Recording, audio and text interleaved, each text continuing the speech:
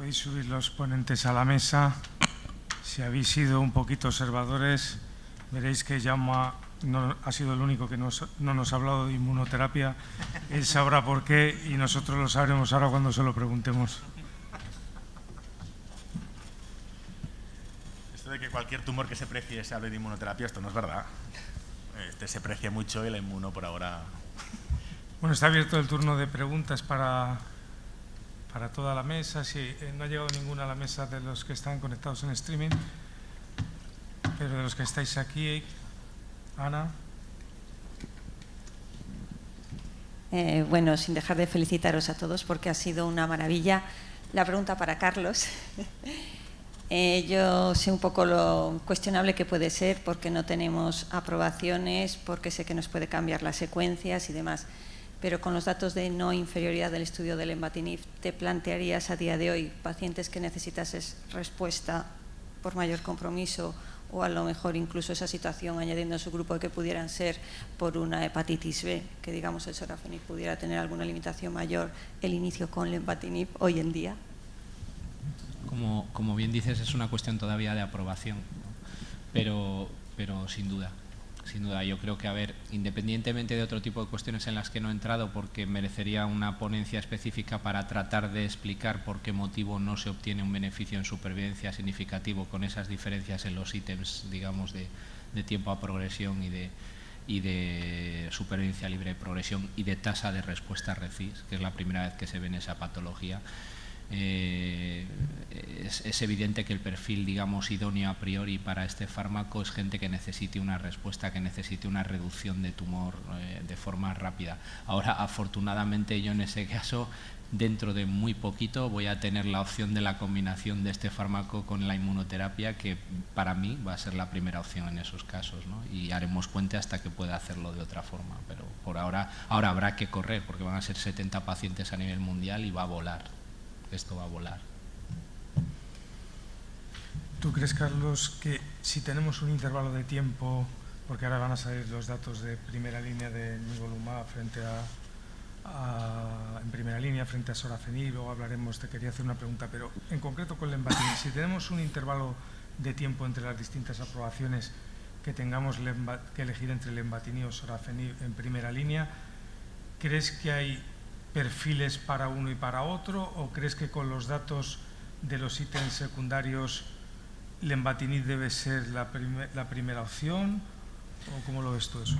A ver, es complicado, ¿no? Porque es verdad que con los resultados de supervivencia global que tiene el ensayo, y es un diseño, insisto, el diseño inicial era para esto, no era para superioridad. La superioridad se exploraba como segundo endpoint en el caso de que hubiese otro tipo de intervalo en el análisis de no inferioridad, que no hubo, quiero decir. Pero bueno, es difícil, digamos, poder elegir entre las dos, más allá que lo que decimos habitualmente. Perfil de toxicidad, que como he intentado remarcar es diferente, porque esto fue una controversia cuando empezaron a verse los resultados del lenvatinib, que a todo el mundo le asustaba un poco las cifras numéricas de toxicidades grado 3 y luego te das cuenta que prácticamente todas son a costa de hipertensión, con todo lo que eso comporte. Quiero decir, a lo mejor en determinados contextos eso puede decantar la balanza para uno u otro paciente, o sea, uno u otro fármaco. Pero no puedes ir más allá que ese perfil de toxicidad y efectivamente basado en los ítems secundarios de respuesta y demás, pues pacientes como los que comentaba Ana, pero es que ahora mismo no te podría decir cuál de los dos. Yo creo que cada uno tendrá su hueco y su contexto en el cual se podrá utilizar, ¿no? Ahí están los datos, como dicen en la tele, y ustedes harán las conclusiones, ¿no? Pero sin más, no me atrevería a decir nada más allá de esto. Fernando. Bueno, esto es una pregunta para Ana y para Andrés, que ya se fue. O sea que tenéis que contestarla los que estáis aquí. ¿Creéis que ya en este momento tenemos que hacer inestabilidad de microsatélites a todo paciente? Vamos a hablar aquí de tumores digestivos con tumores digestivos. ¿Y en qué momento se lo demos? ¿Al principio? ¿Al final? ¿No hay que hacerlo? Y si lo tenemos, hay que luchar por conseguir, aunque no está aprobado todavía pembrolizumab en este caso. Vuestra opinión personal, os tenéis que opinar. Mi opinión personal, que ya me he mojado en la charla, ¿no? Pues evidentemente yo creo que hay que pedirlo cuanto antes mejor, porque es un dato que tienes que tener. Es cierto que a día de hoy, para pedir una inmunoterapia de todo lo que hemos hablado, es el mejor biomarcador que tenemos. Tú cuenta que de cada 10 que trates con una inestabilidad, aproximadamente 5 o 6 van a responder, haciendo una extrapolación muy somera. Sin embargo, si tú filtras por PDL1, de cada 10 que trates, van a responder 1 o 2, ¿vale? Entonces, yo creo que tenemos que hacerlo de inicio, aunque no lo vas a poder pedir hasta una segunda línea, pero si tú te tienes que romper el pecho por una indicación en la que tienes que, por un paciente, pues evidentemente tiene que ser ese. A día de hoy es lo mejor que tenemos. Sí, yo de rutina a todos los tumores, pero he de decir que yo que tengo más o menos acceso a los datos de toda Galicia, MSI positivo, tenemos un páncreas en Coruña o un gástrico en Ferrol, realmente es muy infrecuente que tengamos MSI en metastásicos. Pero, Ana, perdona, ¿lo estás haciendo la biopsia de entrada al diagnóstico también o solamente cuando son metastásicos? Porque si escuchas a un patólogo te dirá que para ellos, de hecho, es mucho más fácil hacerlo con toda la inmunohistoquímica que hacen de entrada y de hecho probablemente incluso no sea más barato, o sea que probablemente incluso al diagnóstico... Sí, nosotros lo hacemos, la biopsia que tenemos al diagnóstico normalmente, en la que tengamos. Quiero decirte, nosotros no a la recaída no biopsiamos a los pacientes, no es práctica habitual. O sea, tú ya todos los pacientes... A todos los pacientes de entrada, evidentemente son muy pocos enfermos, no son tantos, quiero decir. Nosotros no, por ejemplo, lo hacemos en seleccionados pacientes que creemos que como opción podrían ir, es decir, pacientes en general jóvenes, porque es difícil conseguir que te aprueben inmunoterapia dentro de los hospitales a nivel global, con la que está cayendo económicamente. Entonces, hacerlo a todos globalmente, según se hace el diagnóstico, no lo hacemos, sino que a medida que van quemando fases de tratamiento, aquellos pacientes más jóvenes con buen estado general, que vemos que tengan, pues en los colon, cuando tienen rasgos más favorables para esto, y en otros tumores, pues hacemos la inestabilidad, y si sale, pues sí que alguno hemos pedido por uso compasivo, pero cuesta mucho convencer de que fuera de indicación con el coste que tienen las terapias. Entonces no hemos planteado a los patólogos sistemáticamente en todo tumor digestivo que hagan la inestabilidad. Lo hacen en todos los colon, pero no lo hacen en los gástricos, ni en los páncreas, ni en los colangios, a menos que se lo pidamos específicamente con una razón de que tienes en mente la posibilidad de que, si es positivo, tratarlo por el contexto del paciente, pero no a nivel global. Es decir, un paciente de 80 años con un gástrico en segunda línea, pues no te planteas si es MSI positivo o no, porque no lo vamos a solicitar, ¿no? Y cuando habláis de MSI, ¿habláis de hacer un promega o de hacer expresión de proteínas? Expresión de proteínas. Bueno, aquí hay dos experiencias, ¿no? La que tenemos en el hospital en Vallebrón, que dijeron que no iban a hacerlo a todos porque era un volumen muy grande y lo hacemos en situación refractaria y en estadios 2 de colon no, si no me equivoco, por su factor pronóstico, y quizá pueda ayudar a la toma de decisión terapéutica en adjuvancia. Pero, por ejemplo, en la privada lo hacemos a todos los tumores. Es mirar 4 inmunohistoquímicas que entran en PAC en todas las mutuas. Y si fuera realmente muy caro, no lo harían. Y lo miramos en todo cáncer.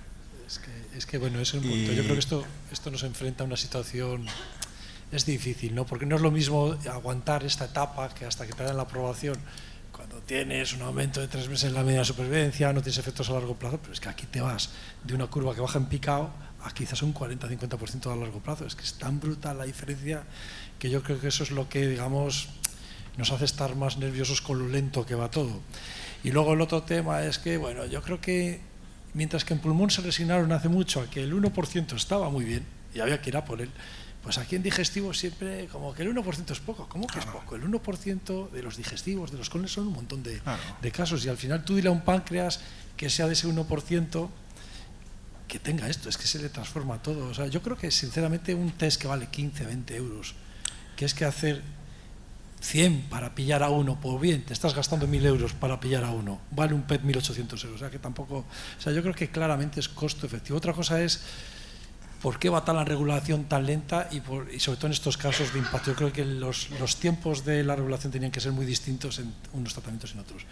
Yo soy de la opinión de que sí, de que hay que hacerlo, y de luego si alguno hay que pelear por él, es precisamente este tipo de... Y no nos olvidemos que a un cáncer de colon le miramos la CK20, la CK7 y el CDX2.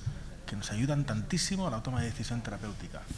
Y con una inmunohistoquímica más tenemos todos los genes reparadores del DNA mirados. Coñe. Sí, el problema no es el coste de la histoquímica, el problema es el convencer para que te den el fármaco. No, bueno, eso ya es otra cosa, pero bueno, tiene un impacto pronóstico en enfermedad localizada, al menos en cáncer de colon, y pronóstico y terapéutico en enfermedad avanzada. Y el CDX2 quizá podía tenerlo en algunos estudios, pero la CK20, la verdad, o la 7. Una pregunta para toda la mesa.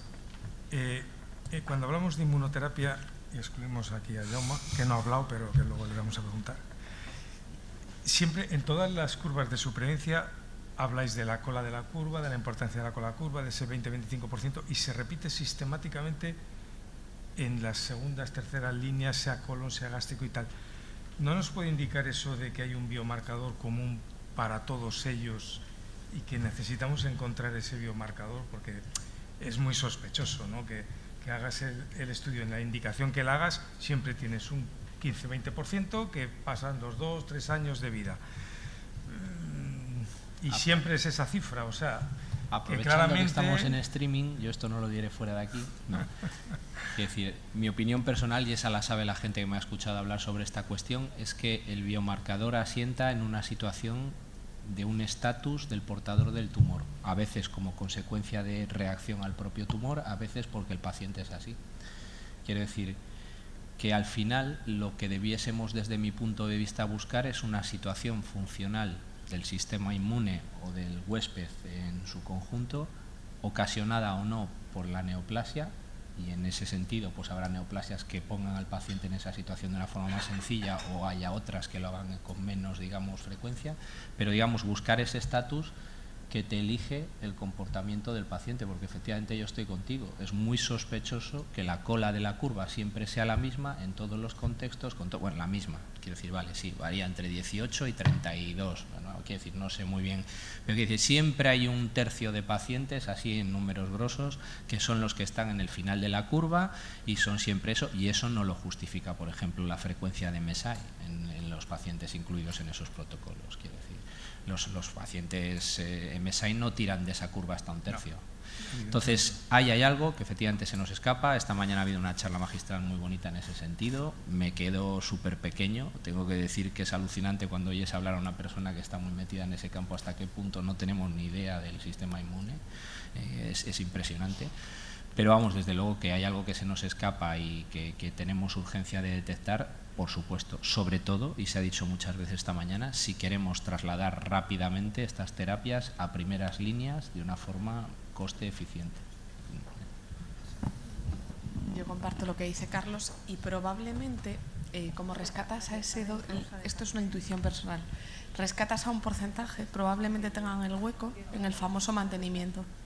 Hay estudios, Avelumab tiene un estudio de mantenimiento, que evidentemente tú sabes que quimio, estabilización, respuesta parcial versus Avelumab versus placebo. Probablemente ahí se note el efecto sumatorio. Sabes que realmente esto es una intuición y probablemente rescatemos ese porcentaje de pacientes que con la quimio no llegas, pues comparándote con placebo probablemente lo sepas. A ver si hay algún estudio molecular que nos ayude un poquito más. ¿Alguna pregunta más o pasamos a la última de la gran pregunta? ¿Qué pasa, Jaume, con la inmuno? ¿En los tumores neuroendocrinos no existen estudios? ¿No? Sí. Hubo una charla muy buena en GEN el año pasado. ¿En la DIEM? Yo. Sobre inmunoterapia en neuroendocrinos. La verdad es que tenemos un estudio con Pembro que la verdad es que es poquito alentador. En ESMO se van a presentar los datos del Spartalizumab, el anti-PD1 de Novartis, en una población algo más interesante, que replica un poquito el estudio del grupo español, del DUNE, que tiene una cohorte para intestinales, otra para pancreáticos, otra para pulmonares y una para alto grado, y los datos los tendremos con el anti-PD1 en monoterapia en ESMO. La combinación de Durva, Tremelimumab en esta misma población de pacientes, pues nos llevamos como unos casi 100 pacientes incluidos de los 126 planeados, o sea que probablemente tendremos que esperarnos todo el año que viene. A mí me da la sensación de que en tumores de bajo grado es muy difícil que con un checkpoint inhibitor en monoterapia funcione. En combinación no sé qué en combinación será, si será con otra terapia inmune o con antiangiogénicos o pre o post quimioterapia, o no tengo ni idea. En alto grado tenemos un ejemplo muy bonito, que es el carcinoma de células de Merkel, que es un neuroendocrino cutáneo de alto grado. El 50% de ellos están inducidos por el sol, por el daño solar, tipo melanoma, y de hecho la mediana de mutaciones por megabase es al estilo de un MSI de cáncer de colon, o sea, muy alta.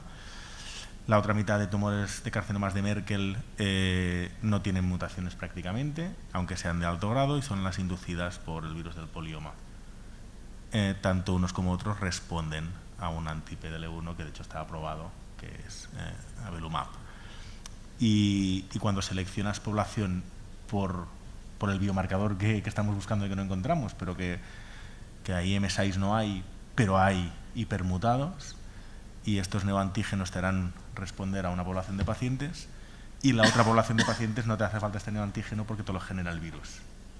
Y este virus se detecta en sangre y es mucho más alto en pacientes con carcinoma de Merkel que en el 80% de la población que estamos infectados por este polioma. Que tranquilos, que no genera cáncer por sí solo.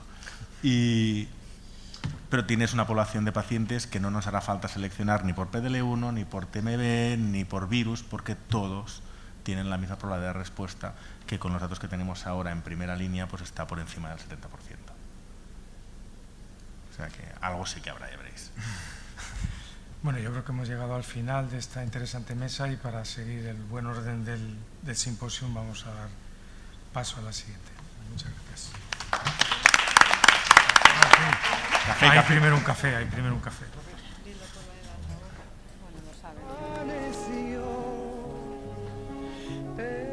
Tenemos café, hay que intentar venir a la hora, ¿vale? Para que no se nos demore luego mucho, a las 10 minutillos. Tiempo de amarse a medias.